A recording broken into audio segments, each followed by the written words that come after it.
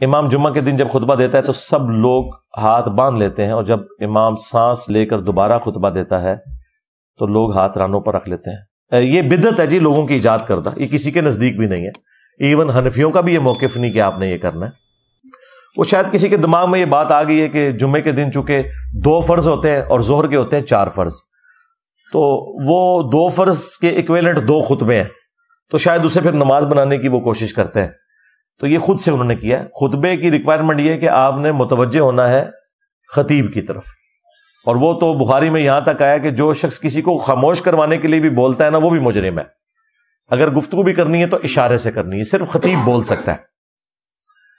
بخاری مسلم میں حدیث ہے، نبی علیہ السلام جمعے کا خطبہ دے رہے تھے تو ایک شخص لیٹ آیا مسجد میں، بیٹھ گیا، آپ نے اسے فرمایا کہ تو نے مسجد کی 2 رکعتیں پڑھی ہیں؟ اس نے کہا نہیں یا رسول اللہ۔ آپ نے فرمایا اٹھ اور پہلے وہ 2 رکعتیں مختصر پڑھ۔ ہاں، ممبر پہ آنے سے پہلے اگر کوئی سنتیں پڑھ چکا ہوا ہے تو پھر ممبر پہ آنے کے بعد دوبارہ سے کوئی رکعتیں آپ نے نہیں پڑھنی ہیں، وہ پہلے ہی پڑھنی ہیں، لیکن مسجد میں بیٹھنے سے پہلے آپ نے وہ رکعتیں پڑھنی ہیں۔ باقی جمعے کی رکعتیں اور اس حوالے سے تفصیلی احکامات ریکارڈ ہے میرے۔ جمعے میں آپ نے خطیب کی طرف متوجہ ہو کر رہنا ہے، اور آپ نے ایک انداز ایسا ہے جس کے بیٹھنے سے منع کیا گیا ہے، یعنی احتبا کر کے بیٹھنا، یعنی 2 گھٹنے کھڑے کر کے اور یوں، اسے کہتے ہیں احتبا کرنا۔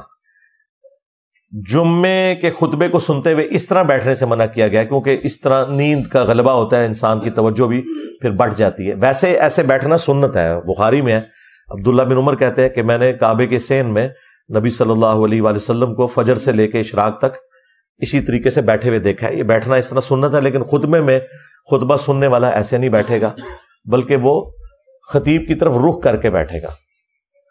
خطیب کی پیٹھ قبلہ رخ ہوگی، اور جو آڈینس ہے وہ قبلہ رخ نہیں بیٹھیں گے بلکہ خطیب کی طرف منہ کر کے بیٹھیں گے۔ مثلا اگر یہ اکیڈمی چوڑی ہوگی تو ادھر بھی جو بندہ بیٹھا ہوا ہے نا، وہ قبلے کی طرف نہیں ہوگا، وہ اس طرف منہ کر کے بیٹھے گا، کیونکہ وہ تقریر سن رہا ہے۔